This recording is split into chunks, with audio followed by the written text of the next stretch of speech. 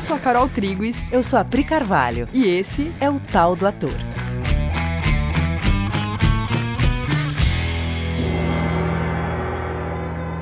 Oi, gente! E aí, gente? Como vocês estão? Beleza? Bom, hoje a gente tem um assunto que a gente tá esperando já há muito tempo pra falar, mas a gente tava esperando ser a hora de começar a falar sobre esse tema.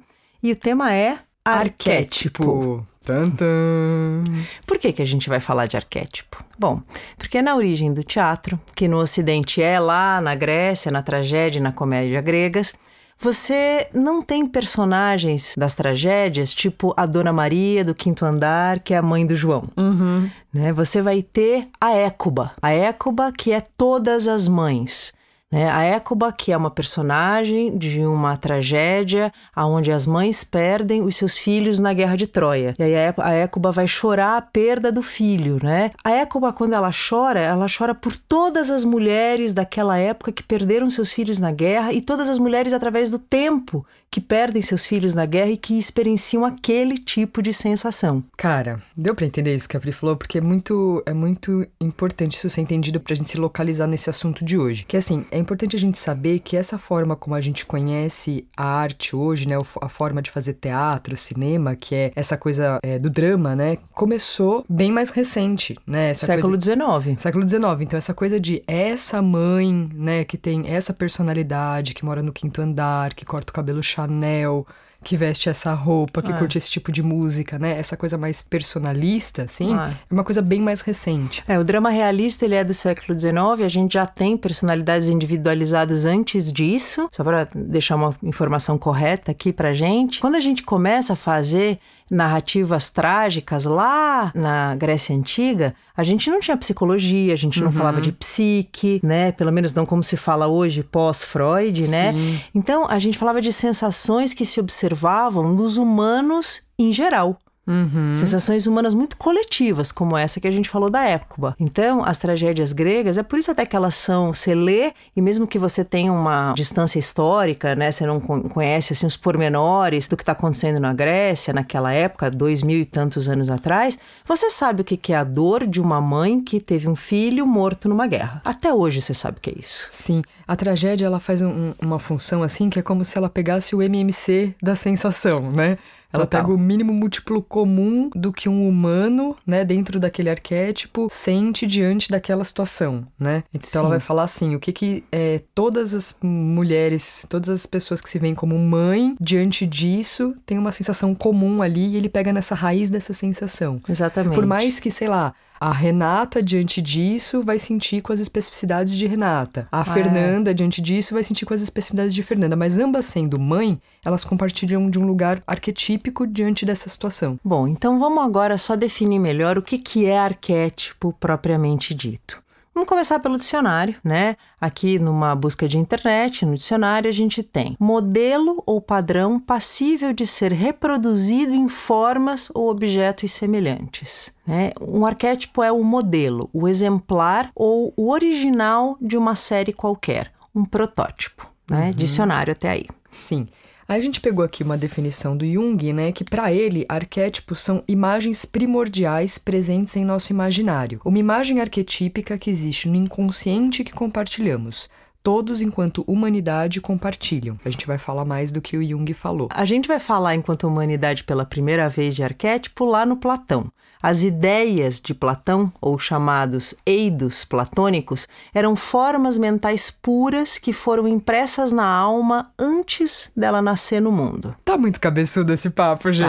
Mas a gente vai explicar. Mas a ideia é a gente começar a falar disso e trazer isso para um lugar muito palpável, tá bom? Porque como o arquétipo é parte da vida do ator, né? A gente vai falar sobre isso e vai usar isso para construção de personagem, para atuar. Então a gente queria se aproximar dessa conversa de um jeito que ficasse mais no nosso dia a dia. Eu acho que vale falar que a gente estruturou esse assunto em 2 episódios. Nesse primeiro episódio, a gente vai dar um panorama sobre o que é arquétipo, do que estamos falando. E aí no episódio da semana que vem, a gente vai falar da aplicação direta e prática na vida do ator.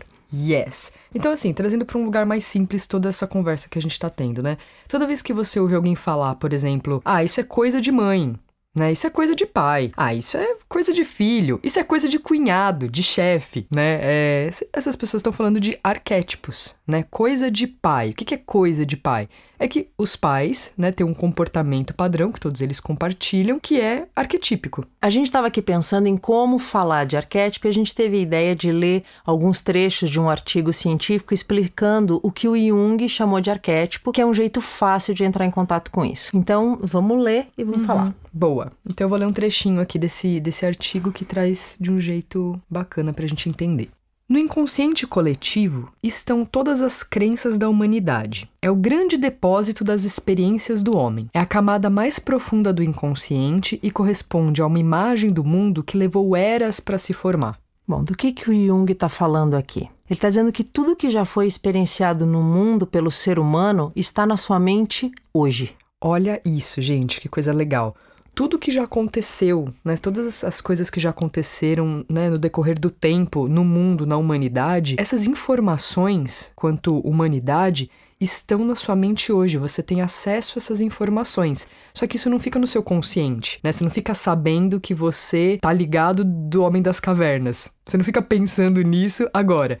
Só que essas coisas estão registradas em você. Você tem acesso a essas informações. Ou seja, você tem na tua mente muito mais experiências registradas do que as experiências que você tem como Fernanda, como Roberto, como Júlia. Um exemplo disso é que nós temos, enquanto humanidade, hoje, nós pessoas modernas que crescemos no apartamento, no condomínio, nós carregamos em nós alguns medos, por exemplo, de ataques de insetos, que não fazem nenhum sentido nós termos. E não são medos racionais, do tipo, né, você viu um inseto e você pensa, nossa, talvez ele seja nocivo. Não é assim esse processo intelectual. Você vê um determinado inseto e você gostaria que ele não entrasse, por exemplo, nas suas cavidades, nos seus buracos da sua cara.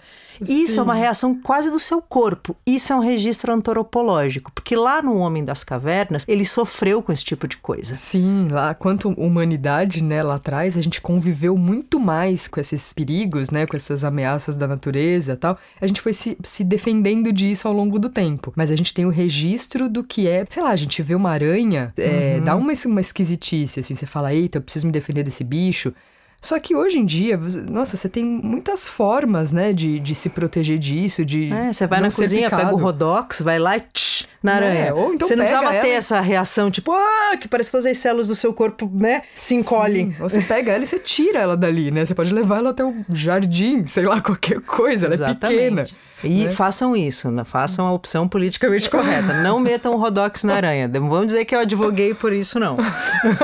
Mas você, né, Pri? A Priscila falando de Rodox é maravilhoso. É que a Pri, ela passou muito tempo sem usar agrotóxicos e coisas, né? Já foi uma pessoa super natureba, ela aqui falando do Rodox na aranha. Enfim, então é isso, sabe? A gente olha um bicho, olha uma barata, e essas reações que parece que vem de dentro, né? Parece que não é uma coisa controlável. Na verdade é porque a gente tem muito registro de muitos momentos de defesa da natureza. Em épocas históricas em que a gente não estava no condomínio, né? Em que a gente estava vulnerável. Exato. Acho que esse exemplo ilustra essa história do que é arquétipo de um jeito bem simples, né? Um outro exemplo, que vou pedir para a Carol explicar, que ela explica isso melhor, é o exemplo de ter na mente a imagem da grande mãe. Isso é muito legal, porque é um exemplo que o Jung mesmo define, né? Ele fala que todos têm na mente esse arquétipo da grande mãe registrado, né? Então tem um lugar, quando você olha para um bebê, por exemplo, você tem reações de proteção, de vigília, você fica num estado quando você tá com um bebê no colo, por exemplo, ou sei lá, quando você tá com uma criança, você tá cuidando de uma criança e ela faz o movimento de atravessar a rua sem olhar. É muito possível que dentro de você surja uma energia, um senso de proteção, de vontade de não deixar ela atravessar a rua sem prestar atenção, ou de pegar aquele bebê com cuidado, né? É engraçado que às vezes crianças pequenas pegam um bebê no colo e a criança já pequena, ela tem um senso de proteger aquela coisinha pequena. E o Jung vai falar que isso é um arquétipo que está na mente de todos, independente se você é mãe ou não, se você é um homem ou se você é uma mulher, mas que você tem esse registro antropológico da grande mãe. E é claro, né, que cabe salientar que isso não pode ser considerado uma regra, né, porque essas manifestações, elas também são afetadas por outros fatores, né, o Jung vai falar isso como a história de vida da pessoa. Que atua em conjunto com o arquétipo, né? Isso, a história de vida da pessoa que atua em conjunto com o arquétipo. É interessante que o Jung dá pra gente uma informação que nos nos coloca em contato com uma noção de contexto coletivo, né? Tira da gente essa percepção de indivíduo único, separado, com reações muito, muito únicas, muito, muito nossas, baseadas na nossa história pessoal dos 20, 30, 80 anos de vida. A nossa relação com o contexto, com o coletivo e a influência dessa experiência coletiva sobre os nossos comportamentos mais simples hoje é muito grande. Nós não somos tão individualizados e nem tão separados assim. Até porque se a gente fosse, não existiria esse podcast falando de teatro, porque não existiria teatro. É verdade. Né? Se a gente fosse muito isolado, não teria teatro, né? Você não olharia para o outro e identificaria os seus comportamentos e sensações ali, né? Você não veria uma história e falaria, nossa, eu também me sinto assim, né? É que nós compartilhamos coisas e sensações que nós podemos ser artistas dessa arte, né? Sim, e o Jung traz essa noção que é muito legal, né? Que tira a gente dessa percepção de si mesmo muito como pessoa, né? Como indivíduo. E ele faz você entender que você está dentro de uma coletividade enquanto espécie que caminha junta, né? Você se percebe, você está num momento histórico, dentro de um contexto que envolve todas as pessoas, todo esse cenário mundo, todas as interferências que esse mundo já sofreu de todos os lados, tudo que aconteceu, isso tem registro em você agora. Ou seja, a história da humanidade te diz respeito, acho que no teu nível, assim, neurológico. Sim. Você tem a história da humanidade, reações que são humanas, reações que são do homem das cavernas, que te afetam e que dialogam com o teu comportamento hoje. Sim. E é legal a gente abrir a cabeça, deixar a cabeça maior, porque isso faz com que a gente fique consciente das influências que a gente sofre e das influências que nós vamos gerar. Sim, e de como mudar comportamentos também, né? Quem se interessar muito por esse assunto que a gente tá falando, você vai encontrar muito na neurociência, né? Muitas explicações de tudo isso que a gente tá falando, sobre por que o ser humano se defende de algumas situações, se protege em outras que hoje não faz mais sentido, mas que vem desse contexto antropológico e tal. E isso hoje a ciência consegue mapear muito bem o que são esses comportamentos, né? E é engraçado, quando eu comecei a estudar isso mais a fundo, assim, não só na psicologia, mas depois quando eu fui ver na neurociência, é muito louco, porque você vê que você tem aquele comportamento, tem um que tá na minha cabeça específico, eu tô falando a coisa do, quando você começa a correr, sabe? Quando você pega pra correr assim na rua, e você começa a perceber que você quer parar de correr por uma autoproteção. Você quer parar de correr por uma autodefesa. Aí eu fui estudar um pouco isso e fui entendendo que o seu corpo, ele te dá alertas de defesa por causa de falta de comida, ele tem medo que você fique sem alimento. Tem vários medos que vão entrando que hoje não fazem sentido. Eu vou chegar em casa e eu vou comer, tá tudo bem comigo.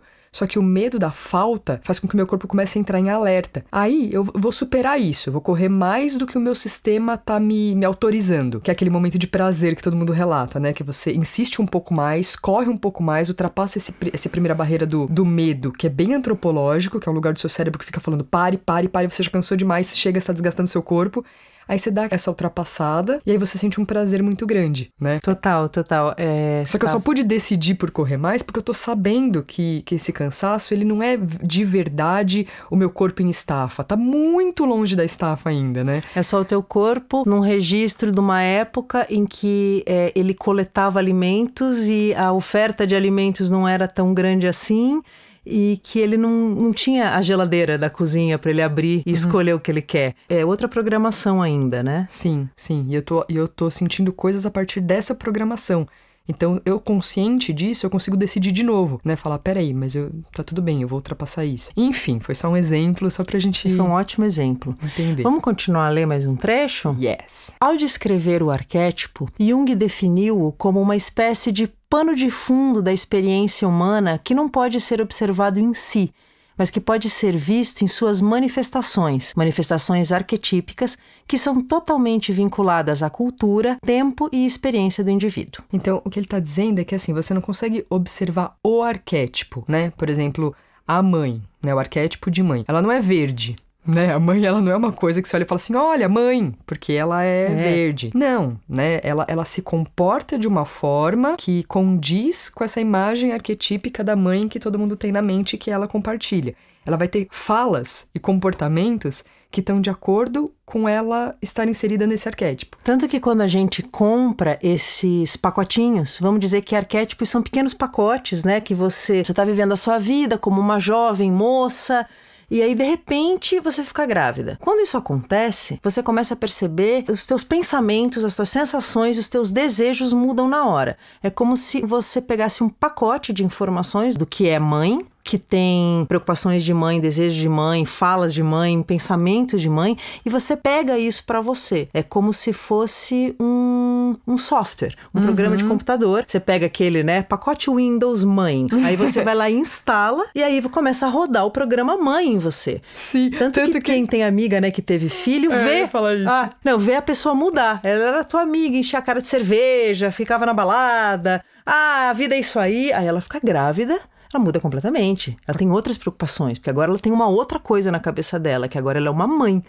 E aí essa pessoa, é muito fácil agora ela começar a ter mais assunto com pessoas que estão nessa mesma situação, né? Que estão grávidas também. Aí você faz um grupo de mães no WhatsApp, porque agora tem as falas que aquela outra pessoa que tá naquela situação vai entender, né? Total. Então são falas compatíveis, começa um universo, né? Parece que abre o mundo mãe, abre na cabeça. Eu imagino que a gente tá falando de mãe e que vocês estão percebendo que isso dá pra fazer relatos com muitos arquétipos. Sim, a gente pegou uma que é muito fácil de ver, porque como todo mundo tem uma mãe em casa, né, ou é mãe ou tem mãe, é muito fácil de observar esses comportamentos. Resumindo, o arquétipo se refere a um fenômeno psíquico que não pode ser observado em si mesmo. A única possibilidade é a de observar os comportamentos provenientes dele. Ele é descrito como uma espécie de papel comportamental que pode ser observado nos seres humanos em geral, como se fosse da sua natureza psíquica. Por exemplo, você pensa que você, pessoa, é assim. É a sua natureza psíquica, mas é um arquétipo, uma ideia humana sobre um funcionamento,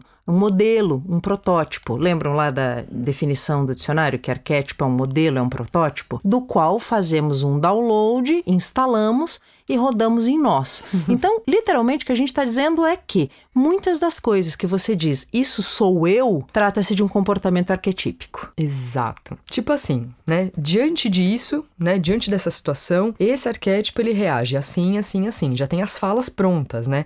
Nessa situação, o que eu chamo de eu deve agir assim, assim, assim. É tipo um programa mesmo, né? Tipo um software mesmo, tipo um computador, né? Diante disso, reaja assim. Diante dessa situação, chore.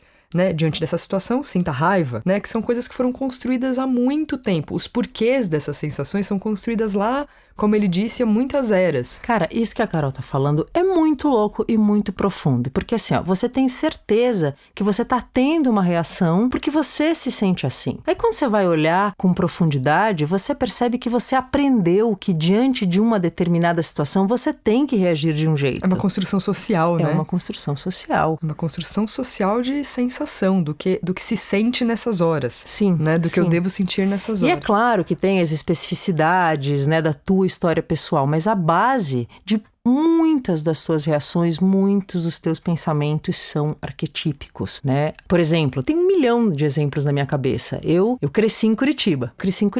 E quando eu cheguei em São Paulo, eu percebi como eu era curitibana. É que lá em Curitiba eu era normal, pessoa normal. Aí quando eu vim para São Paulo, eu descobri que eu tinha muitos comportamentos de curitibano, né? Muitos daquilo que na cidade onde eu tava parecia que assim era o mundo. Aí eu fui deslocada daquela realidade, vim para outra e falei, nossa gente, tem o eu que aprendi de um jeito e tem os paulistas. É que nem o paulista que acha que não tem sotaque, né? Total. É bem isso, né? Ah, eu sou de São Paulo, a gente não tem sotaque aqui. Você acha que o carioca tem sotaque, que o mineiro tem sotaque, você não tem sotaque. Só que aí assim, eu sou assim, ou eu nasci num contexto, né? Eu cresci num contexto que me ensinou a ser de um determinado jeito, formatou o meu comportamento, né? A gente começou falando de um arquétipo bem básico, que é o arquétipo de mãe, mas tem arquétipos menores, tipo esse, né? O da curitibana, Sim. o do baiano.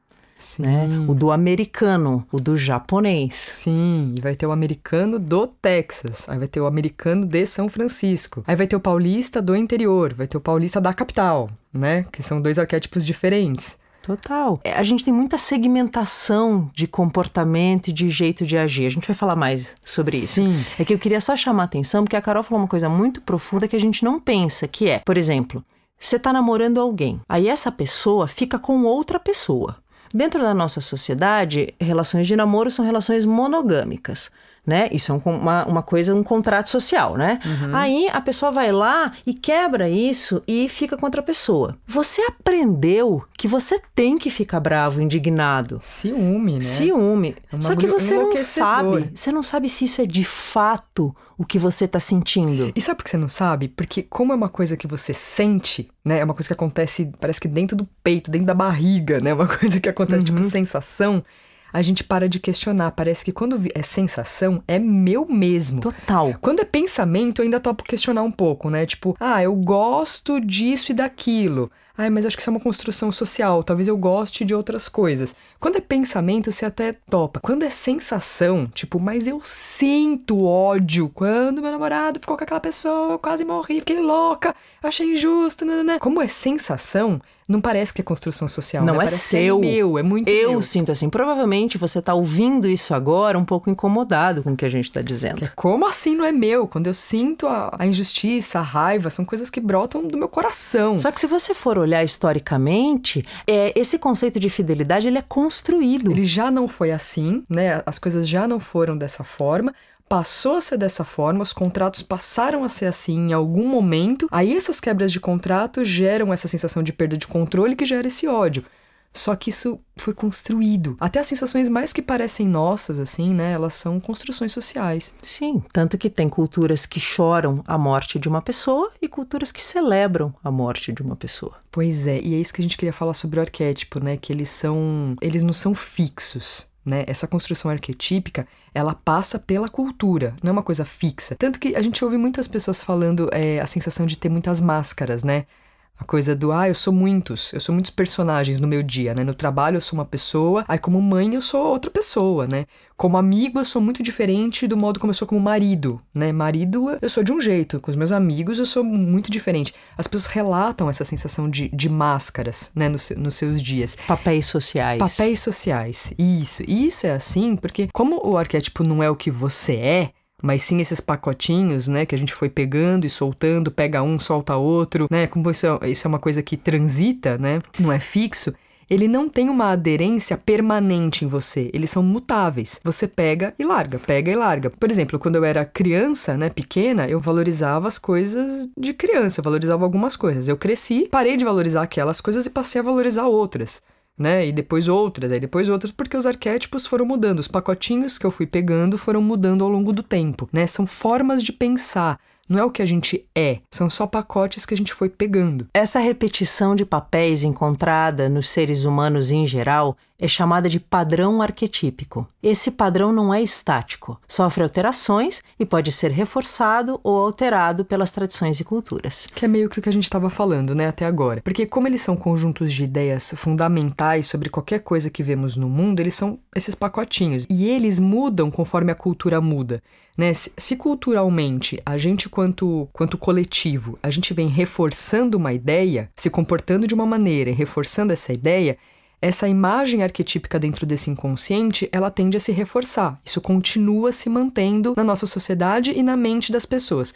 Conforme a gente vai quebrando isso também tende a sair desse inconsciente coletivo. Isso para de ser assim conforme a gente para de reforçar esses comportamentos e sensações. Que é isso que o Jung está afirmando aqui nesse trecho, né? Que esses padrões, eles são mutáveis de acordo com o nosso comportamento quanto cultura. Isso que você está falando é absolutamente importante, né? Que assim, como eles são construções e eles não são estáticos, então eles vão ser reforçados e permanecer ou esquecidos e sumir. Sim, que é tipo assim, tem conceitos, né, na nossa cabeça que a gente reproduz modelos que estão na nossa mente há tanto tempo quanto cultura que a gente não percebe mais que são conceitos, né? Então, sei lá, a velha história da menina rosa, menino azul, né? E todas essas... Nossa, que há muito pouco tempo atrás, eu fui estudar, há muito pouco tempo atrás, é que agora não lembro de cabeça, era o contrário. Era exatamente o contrário, coisa de, sei lá, 300, 400 anos.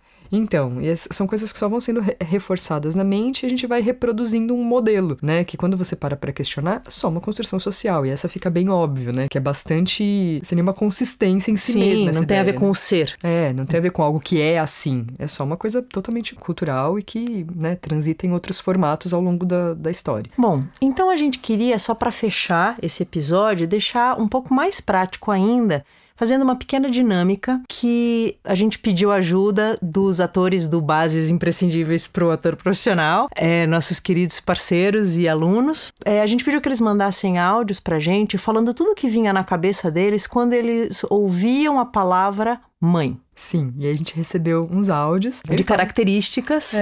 Coisas que vêm na cabeça, sabe? Quando fala mãe, quais são as primeiras coisas que vêm na sua cabeça, assim, qualquer coisa. E aí eles mandaram alguns áudios e a gente queria ouvir um pouco essas referências. Amor, carinho, amor, controle, respeito, cuidado.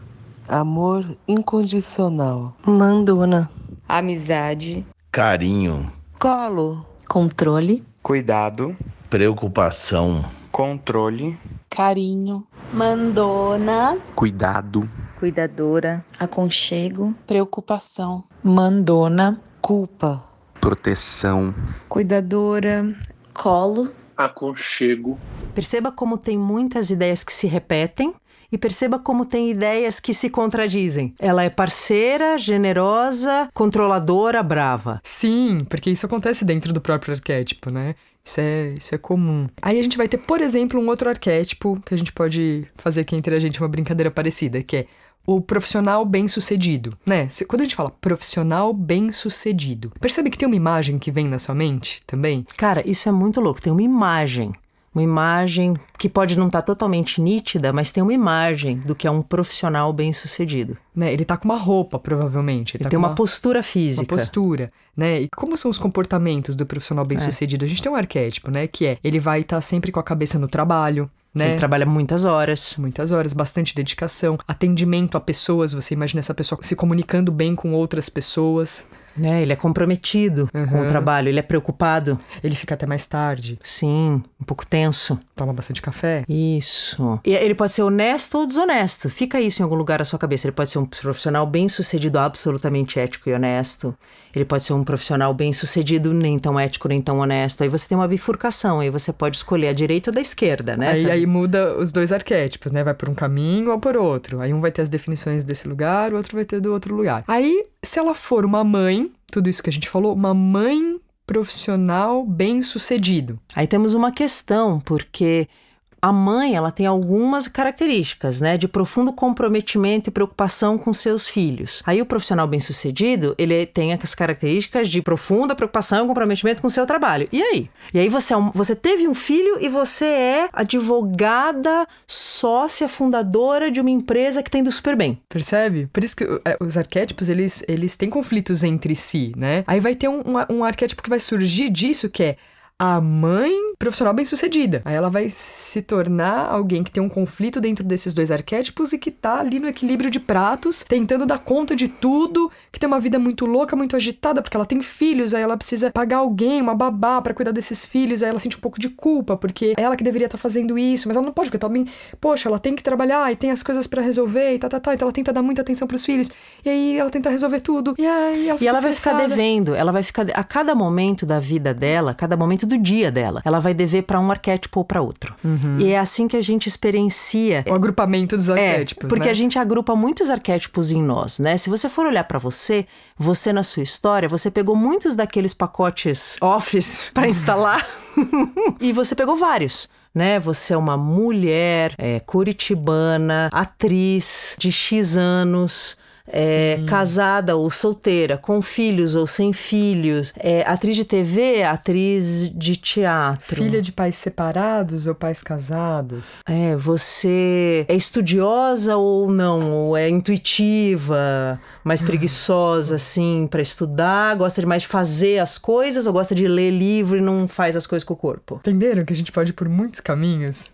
E todos esses são os pacotinhos. São pacotinhos, são ideias já formatadas, né? Pacotes prontos com características, como o pacotinho mãe, como o pacotinho profissional bem-sucedido, como o pacotinho curitibana, como o pacotinho ator e assim sucessivamente. Papo louco, né, galera? Mas acho que deu pra entender, rolou, né? Acho que dá pra entender. É legal essa semana você ficar olhando como a nossa cabeça, ela já roda assim. Sim. Você fala com a sua avó pessoas, como né? Quem fala com uma avó. Você pega uma senhora mais velha e você imediatamente já olha para ela falando com ela como quem fala com uma mulher mais velha, meio vó, que é diferente de como você fala com seu brother em cima do skate. Sim, caras. Vamos observar um pouco isso essa semana, assim, como você se comporta diante disso e como as pessoas se comportam diante disso. Observa as pessoas, né? Quais são os pacotinhos que elas pegam, quais os pacotinhos que você pegou e como cada um deles se comporta. Tudo isso é muito útil na vida do ator,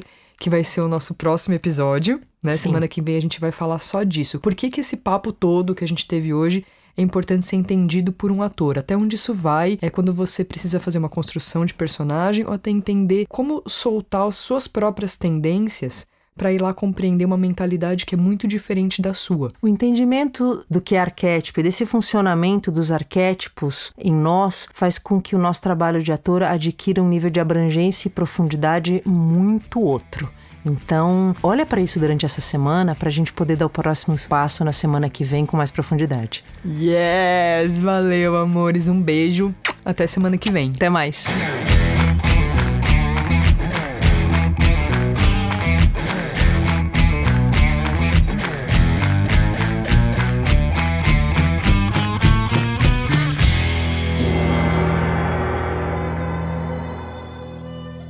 Tô achando muito interessante a gente falando dessas coisas. Tô achando engraçado e legal.